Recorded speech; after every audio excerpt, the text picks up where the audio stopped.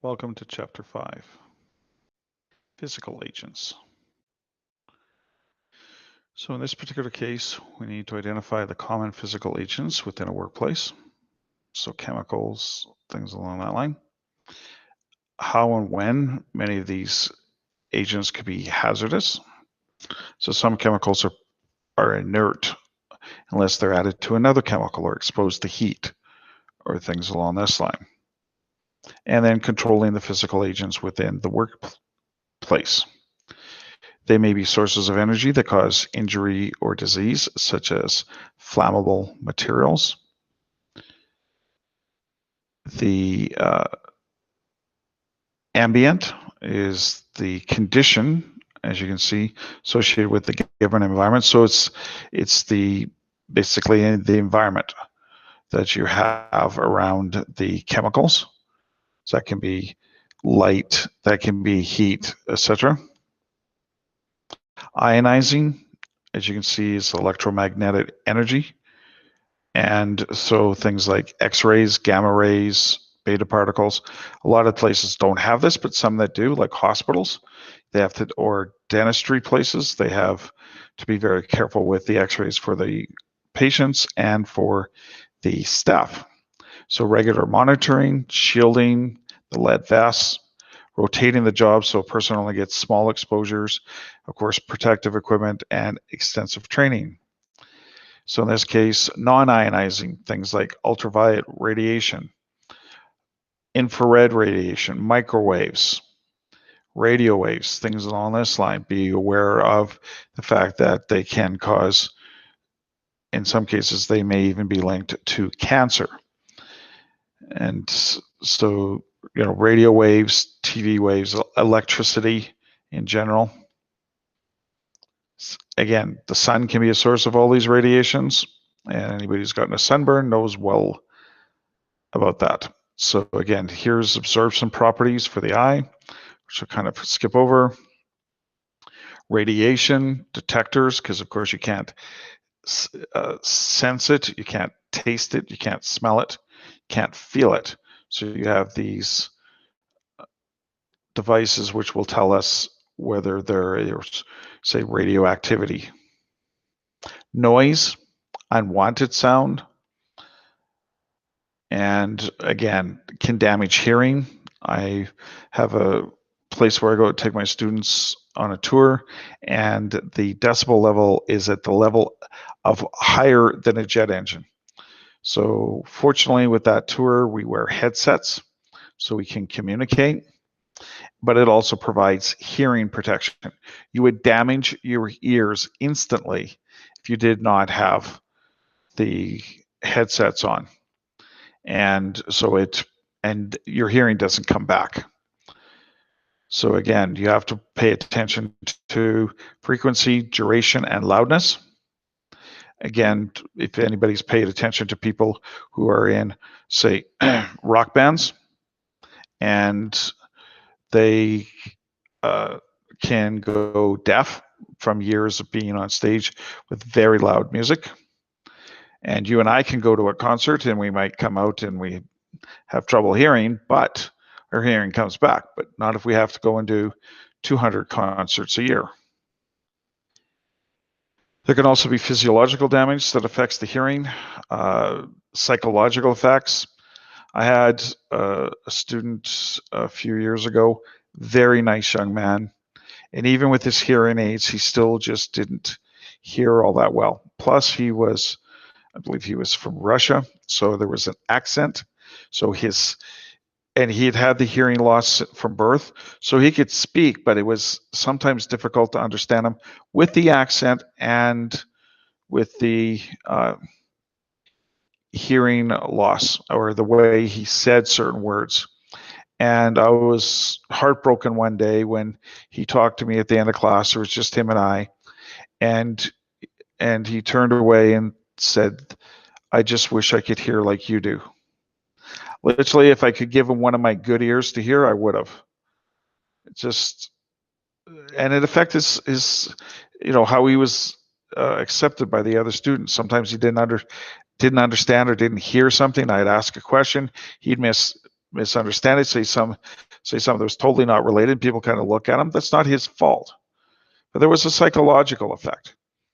And fortunately, by the way, the good news story is it took him a while, but he did go out and he was able to get a supply chain job. He was a supply chain student. Again, here's way too much medical information about damage to the ear.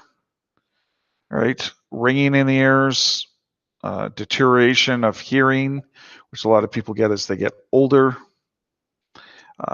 the gradual hearing loss, permanent hearing loss, controlling the exposure to noise, the sound pressure. You know, it can literally hurt people, their eardrums, etc.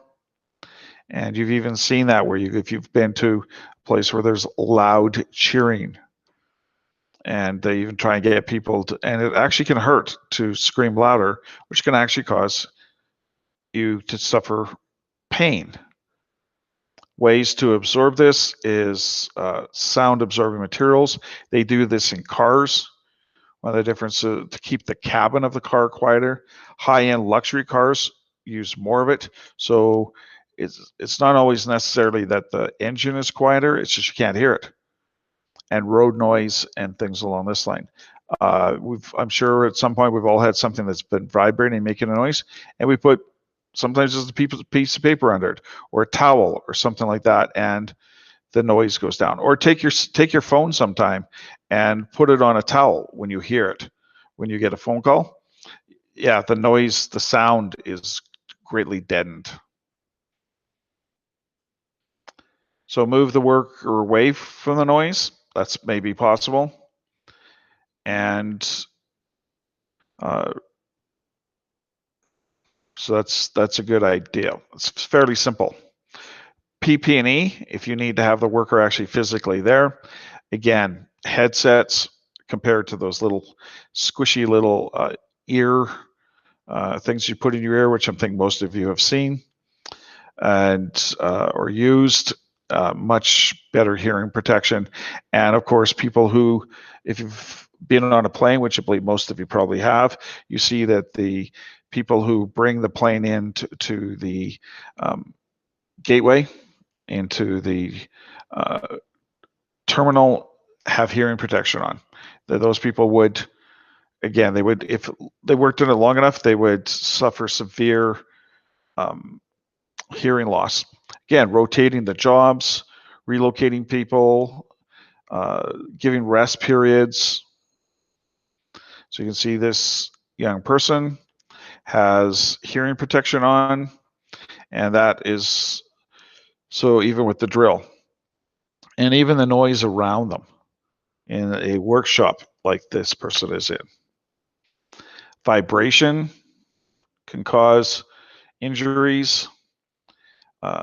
And again, I would think that, you know, if you've ever driven in a car down a really washboardy road, or a road that has washboard, or really rough, then that your whole body shakes, and that can be very unpleasant and even cause injury if you were to have that for an extended period of time. So, you know, sound can cause a lot of like internal, perhaps even injuries at a certain point. You see it could cause impaired or blurred vision. I would think, again, at some point you've been in a car and it's bumping up and down so badly that you're having trouble literally seeing. You can have sore necks, sore joints, on and on. Carpal tunnel, loss of calcium, etc.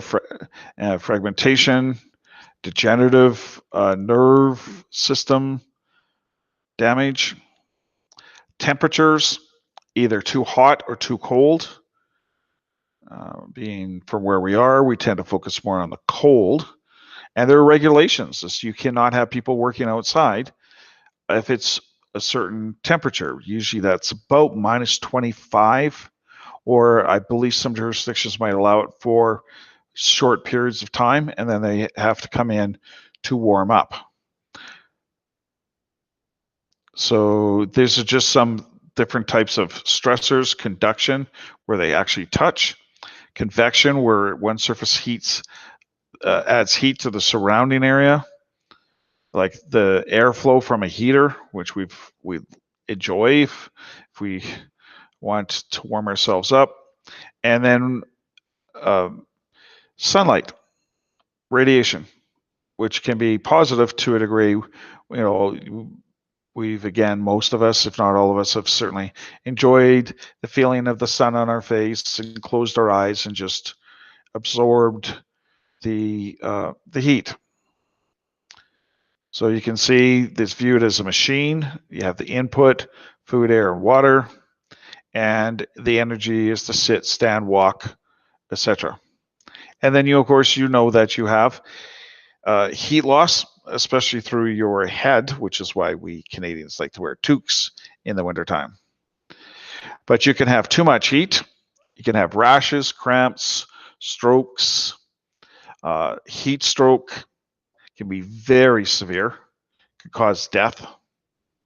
Cold. I know that when we brought this up, that one of the students in class said they got frostbite. And still to this day, they still are more likely to get frostbite, but also there tends to be some numbness in the nerves, cause damage. And again, here's some signs and symptoms of hypothermia. So I'm not going to go through this in detail. This would be the kind of thing that you may want to print out, depending on the study guide that I'll give you this week. And here's a video. So that was a nice short chapter. I hope you enjoyed that.